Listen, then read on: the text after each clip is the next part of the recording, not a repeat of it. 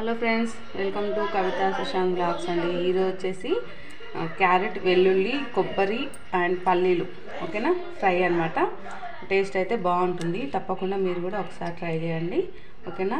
ముందుగా కొత్తగా నా ఛానల్ ఎవరైనా చూసినట్టయితే ఛానల్ సబ్స్క్రైబ్ చేసి లైక్ కొట్టండి, కామెంట్ చేయండి ఓకే. ఇప్పుడు ప్రాసెస్లోకి వెళ్ళి ఇది ఎలా తయారు చేయాలో మనం చూద్దాం ఓకేనా. ఓకే అండి, ముందుగా ఒక గిన్నె పెట్టుకొని దాంట్లో అయితే నేను ఈ పావుతోనే ఒక 3 వేసుకుంటున్నాను ఆయిల్ అయితే.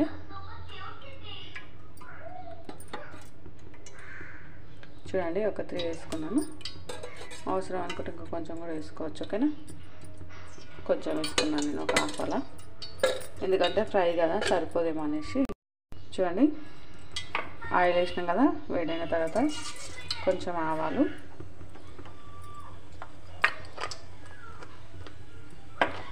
ఆవాలు చిట్టుపట్లాడేటప్పుడు కొంచెం జీలకర్ర,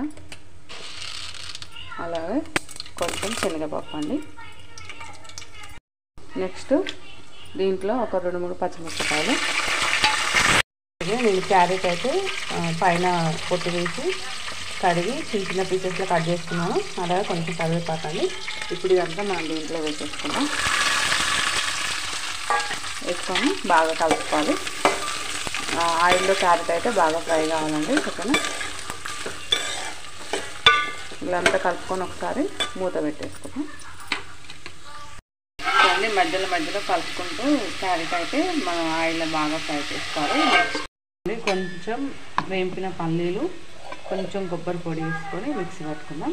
చూడండి, పల్లీలు కొబ్బరి అయితే నేను మిక్సీ పట్టి పెట్టుకున్నాను. ఇప్పుడు దీంట్లో కారం వేసుకుందాం. చూడండి, కొంచెం కారం తీసుకుంటున్నాను, అలాగే సాల్ట్. మన రుచికి తగ్గట్టు సాల్ట్ అయితే నేను ఇప్పుడే వేస్తున్నానండి, మళ్ళీ తర్వాత ఏం అవసరం లేదు. ఇప్పుడే వేసుకుంటున్నాను మొత్తం సాల్ట్ కూడా ఓకేనా. ఇప్పుడు నెక్స్ట్ దీంట్లో ఎల్లిపాయలండి, పెద్ద సైజు ఒక 6-7 ఉన్నాయి. ఇందులో వేసుకొని మనం ఇదైతే మిక్సీ పట్టుకున్నాం. ఇది కారం, ఎల్లిపాయ కూడా మిక్సీ పట్టి పెట్టేసుకున్నాం. ఇప్పుడు మనం రెడీగా. చూడండి ఫ్రెండ్స్, ఇప్పుడు క్యారెట్ అయితే మనకు బాగా ఆయిల్లో ఫ్రై అయింది, ఉడికింది కూడా ఓకేనా. చూడండి, క్యారెట్ అయితే ఉడికింది కదా. ఇప్పుడు దీంట్లో మనం పసుపు వేసుకుందాం. ఫస్ట్ నుంచి అయితే మనం ఏం వేయలేదు, పసుపు కానీ అల్లం కానీ ఏం వేయకుండానే ఆయిల్లో అయితే ఫ్రై చేసుకుంటున్నాం అనమాట. ఇది క్యారెట్ పసుపు వేసుకొని ఒక 2 మినిట్స్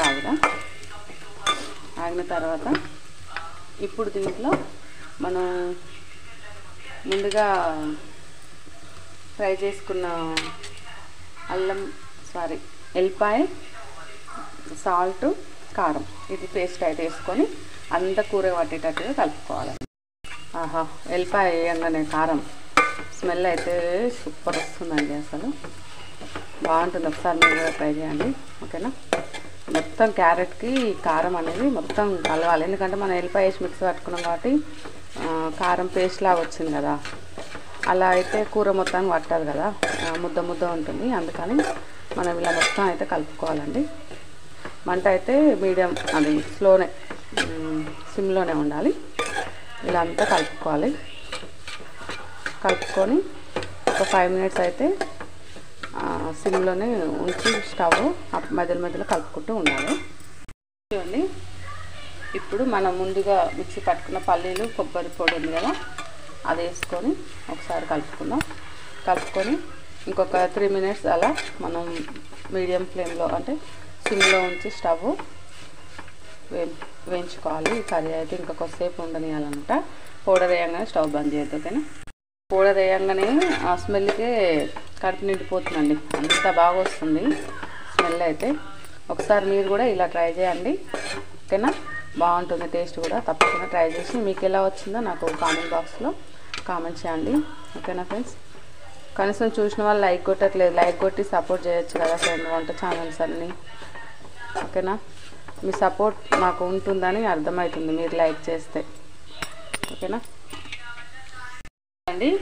క్యారెట్ ఫ్రై అయితే మనకు రెడీ అయింది. నేను స్టవ్ బంద్ చేసుకుంటున్నాను అండి. క్యారెట్, వెల్లుల్లి, కొబ్బరి ఫ్రై అయితే రెడీ అయిపోయింది ఓకేనా. నా ఛానల్ కనుక మీకు నచ్చినట్లయితే ఛానల్ సబ్స్క్రైబ్ చేయండి, లైక్ చేయండి, షేర్ చేయండి అండ్ కామెంట్ చేయండి ఓకే ఫ్రెండ్స్. బాయ్.